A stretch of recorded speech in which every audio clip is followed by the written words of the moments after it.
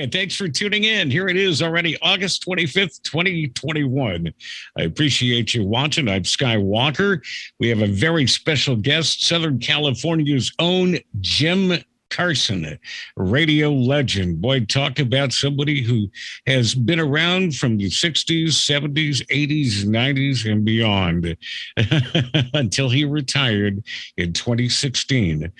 Boy, this guy has been a boss jock.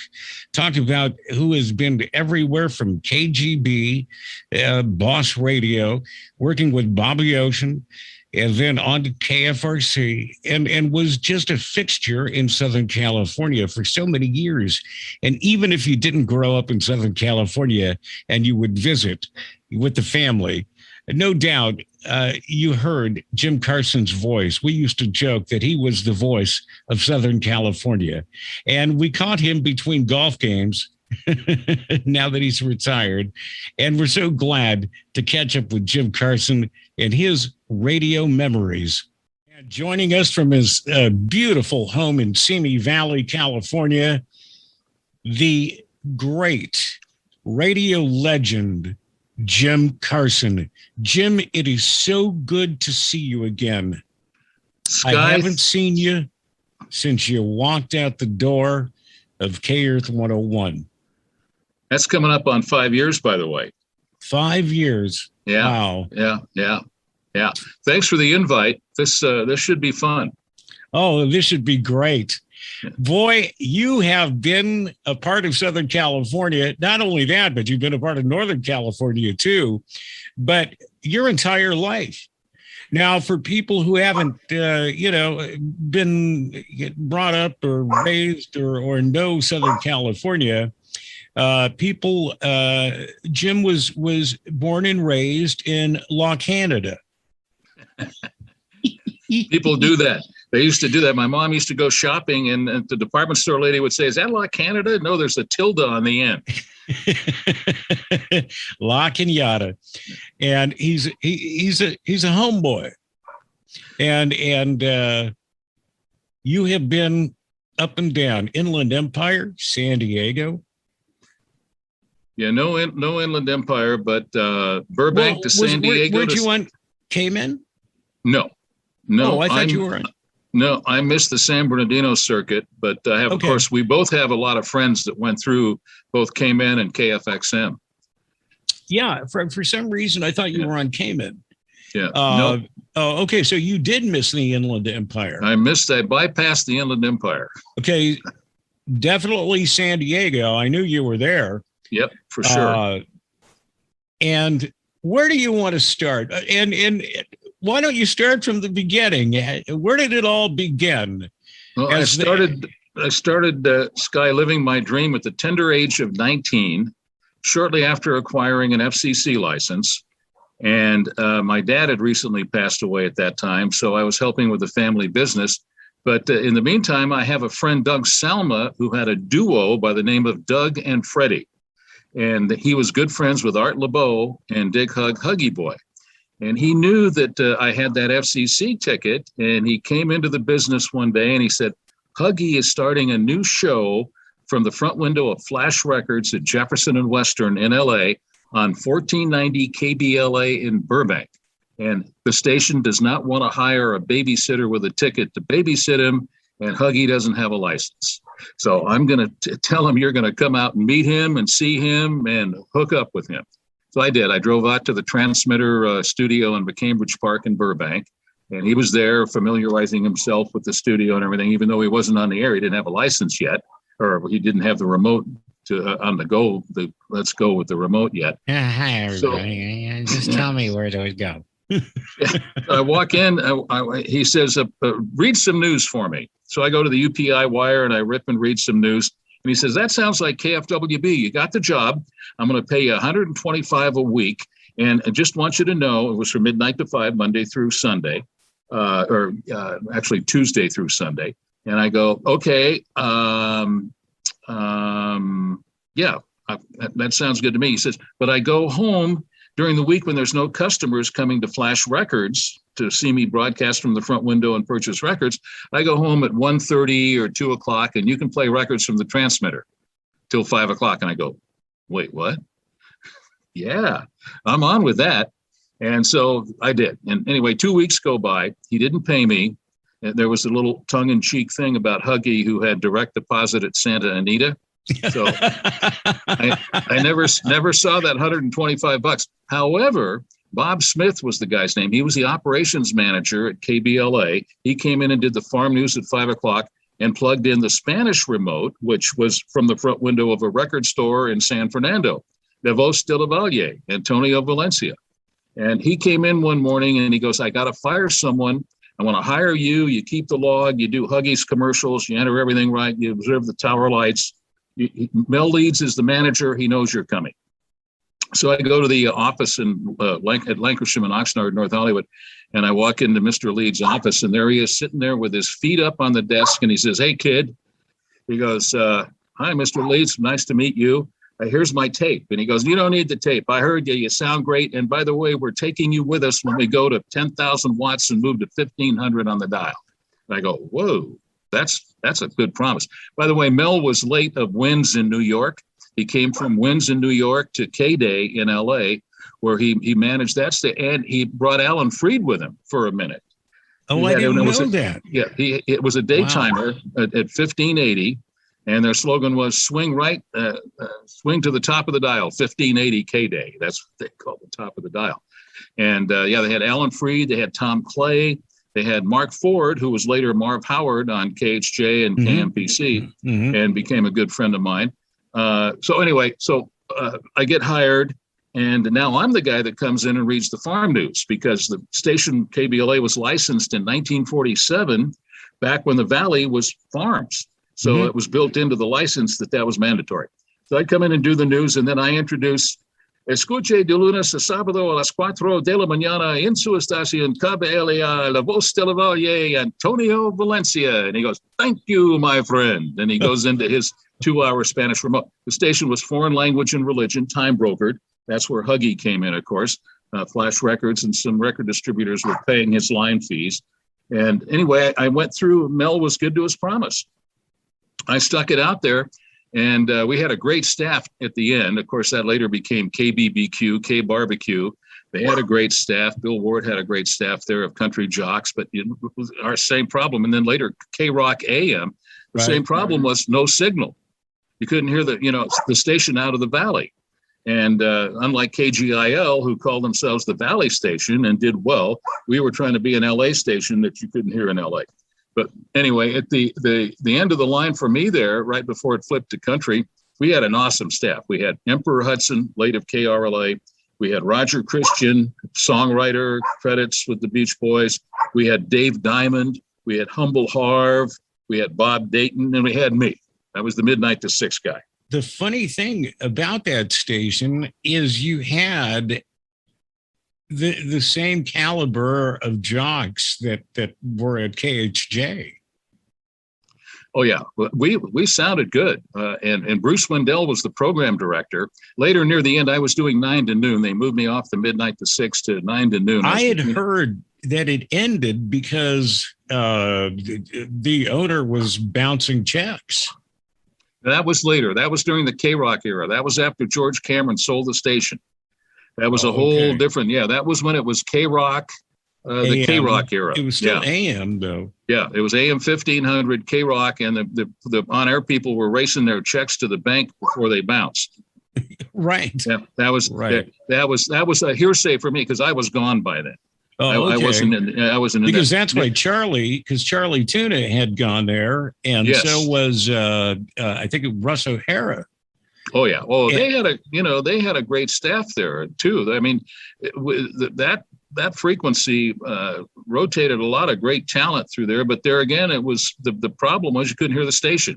Right. When I was working midnight to 6 on KBLA, I was the kid on the staff. On weekends, there was no cell phones then. People would come up from Orange County to cruise the Sunset Strip and Hollywood Boulevard.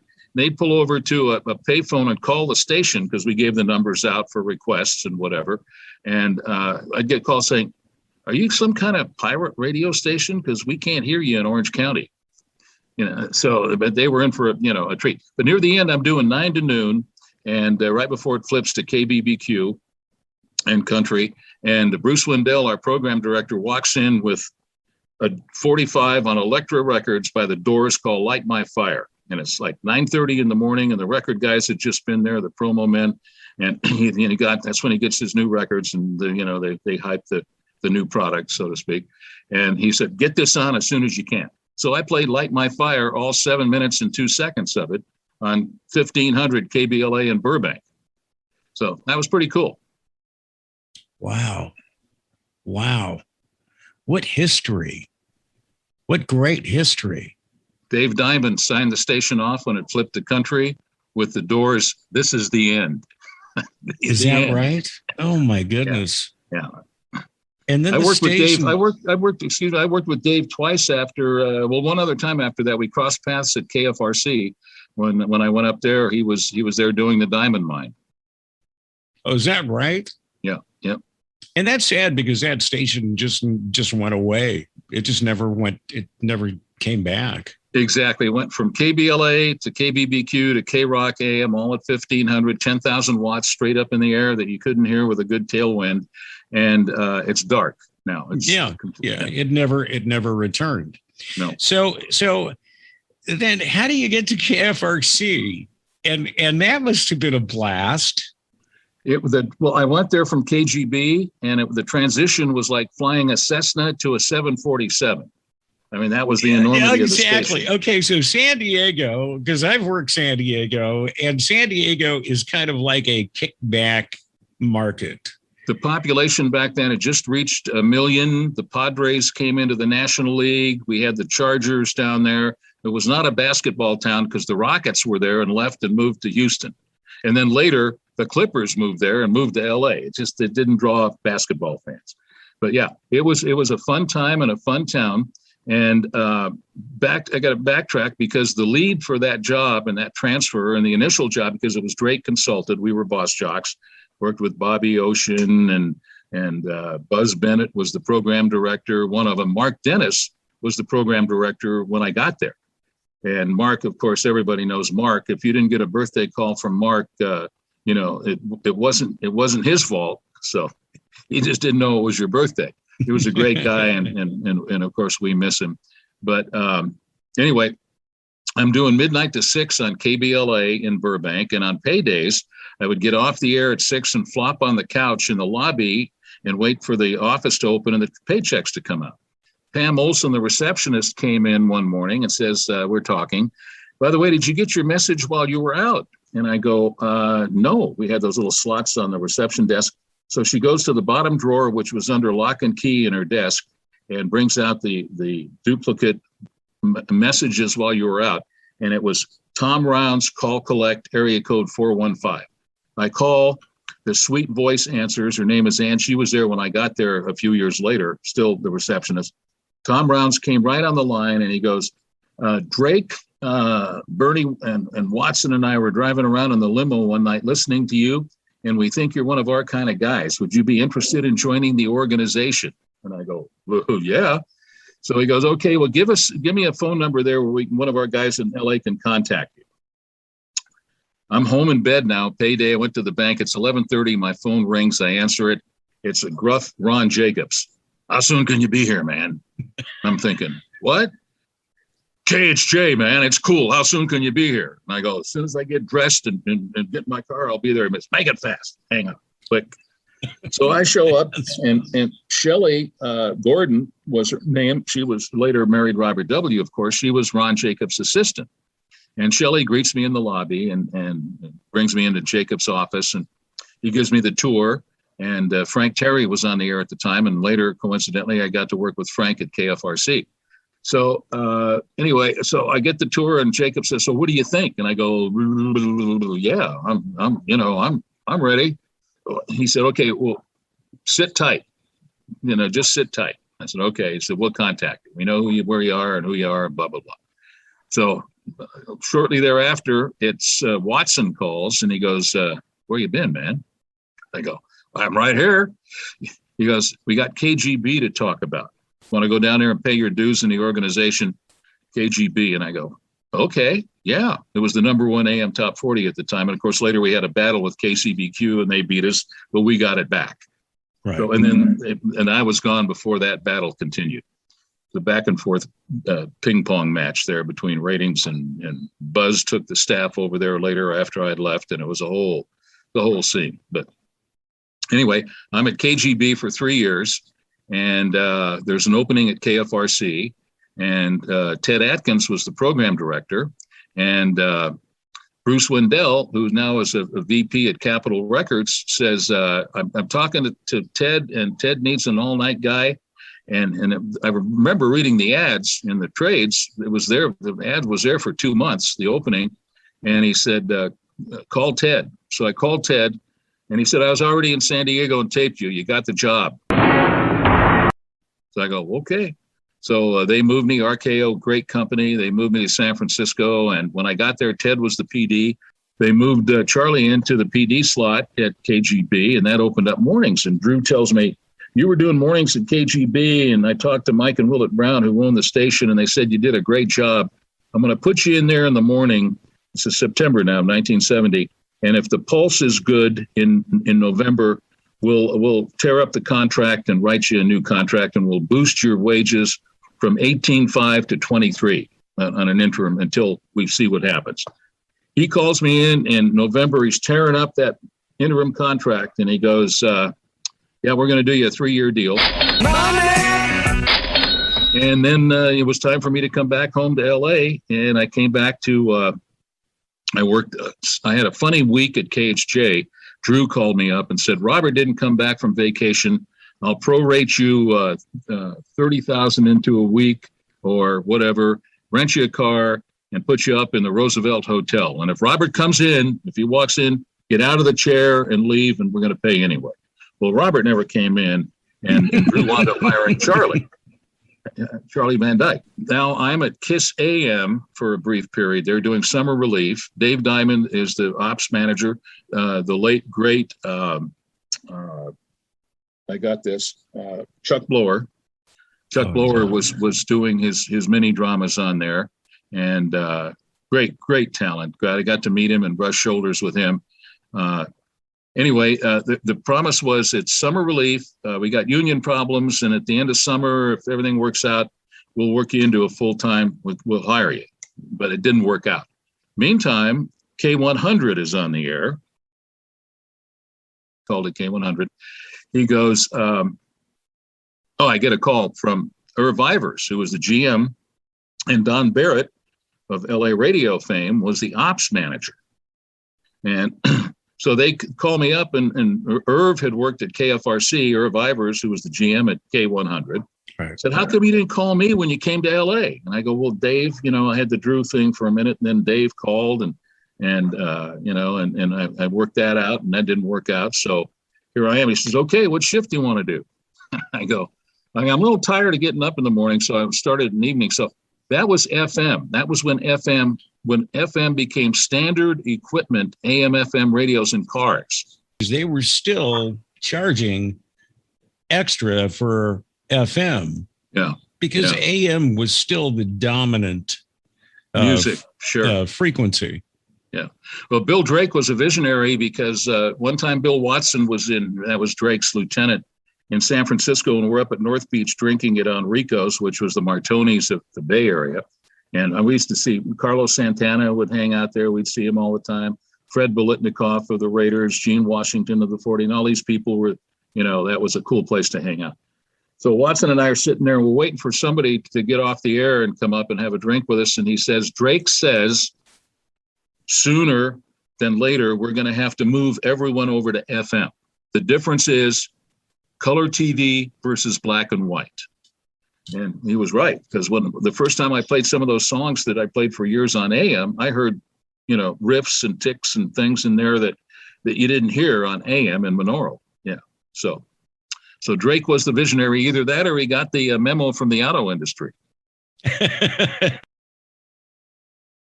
It was just cleaner. And as soon as they processed it, and they kind of made it similar sounding to AM without all that static, the FM song, No Static at All by Thank you, Steely Dan. Dan. Yeah, I love that song. Which describes what it became, because you still had that, and especially in the beginning as they were introducing top 40 on FM in the late 70s.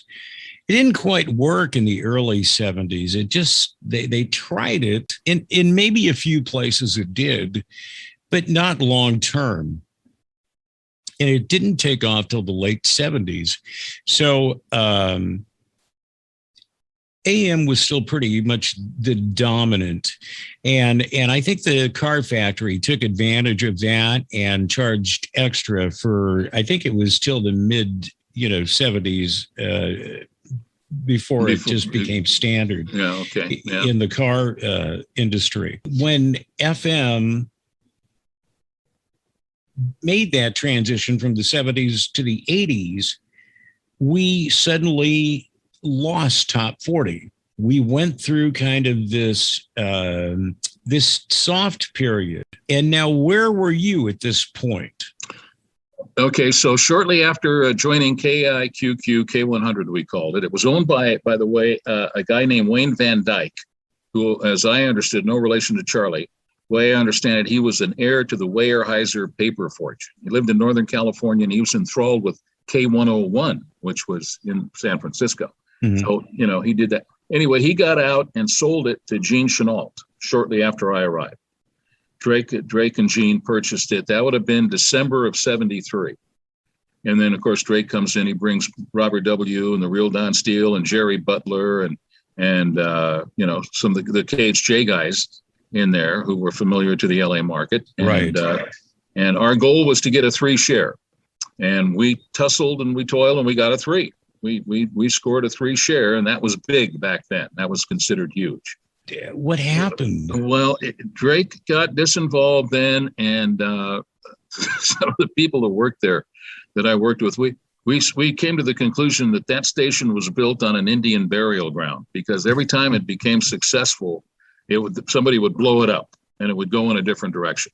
We tried a crazy experiment. We tried album rock in the middle of KMET and KLOS. KMET had double-digit ratings and were charging TV rates with agencies standing in line waiting for avails, and we kind of sneak in there. We try to squeeze in there with AOR, and I think we had like we might have had a 1-2 share, where it was terrible. And the successful net, I thought, show you how naive I was, I thought that when we became a TransStar affiliate, we did Format 41, which was Bill Moy's research. He researched the market. He went to our management and said, that's where the niche is. It's between like K-Big and Coast, and it was right in there. It was a oldies-based soft AC is what it was. And it debuted with like a 4.9, and I'm thinking, whoa, we're onto something. And I was the local live morning guy there, and the rest of the day we were on TransStar. That's my dog auditioning there. That's making her own personal comments. Yeah. So we were cruising along there from 85 to 89. And then Outlet Corporation that had owned it sells it to, and a lot of people tried to buy it, but Norm Pattis of Westwood One fame outbid everybody and paid $56 million for it. And he was told, because we had by that time we were counter-programmed. Johnny K at Coast counter-programmed us down to, I think we had a 3-something. It was down from a 4, but still very, very saleable in the LA market. And plus we were hitting the target audience. It was targeting a female. It's called Format 41, but it skewed young and old. It skewed teens up to 80-year-olds, because they were playing Neil Diamond and Barbra Streisand and all of those. So Pattis was told to kind of keep it the same, and he hired Scott Shannon, and Scott comes in and goes, I want to be a red Ferrari going down the freeway 100 miles an hour with no rear view mirror. And so they blew it up. I was fired, and then K-Earth in 94, and spent 22 and a half years at K-Earth playing the greatest hits on earth. Along that period of time, Joel Hollander, who replaced Mel Karmazin at Infinity, which became CBS, blew up WCBS FM and put the Jack format on it, and it bombed miserably. So then they reinstated CBS FM as to where it was before. And he told our management at K-Earth that the format's dead. Get ready for a change. We're going to change it.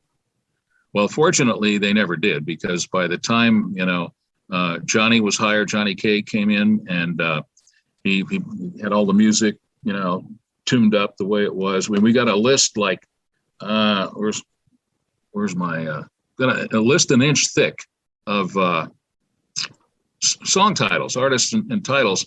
But he went through that, and we didn't play it all, but he played, because he knew the LA market.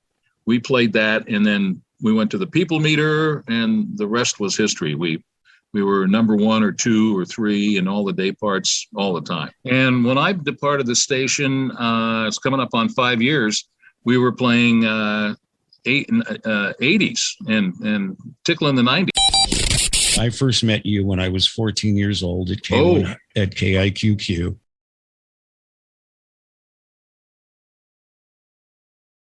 You came in, your lovely mom drove you in. That's right. And I was doing 2 to 6 in the morning, just got off the air. Robert W. Morgan comes in, and you came in to do an interview with Robert for your school newspaper. Right. The Mulholland Junior High School pipeline. Yeah. And we took pictures. I took pictures of you and Robert and Barbara, the Barbara Karcher. Yeah. His producer, and BR Bradbury. And I worked with BR at KFRC before he came to KHJ. Yeah, that's right. He was there. Yeah. And that would have been 1974. That's right. Yeah. And all of you guys were so incredibly kind to me and my mom, and I'll never forget that. And that was so sweet of her to drive. She of course, there's love. She's your mom. She loves you. She drove you into Hollywood. I know. The wee hours of the morning. The wee hours of the morning. I know. It was still dark outside. Yep. But and you guys were just great. And I've known you guys for such a long time. It was such an honor and a pleasure to get to work with you at K-Earth 101.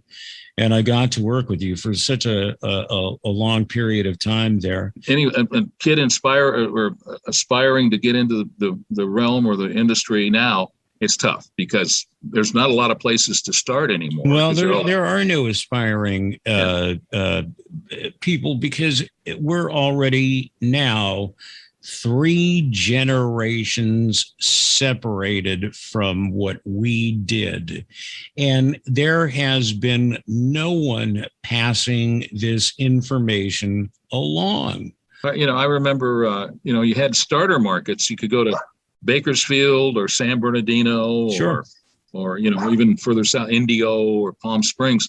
But most of those properties now are covered by syndication or satellite syndicated programs. Well, no, there's a famous guy that's doing it now. Otto is Mr. Nation.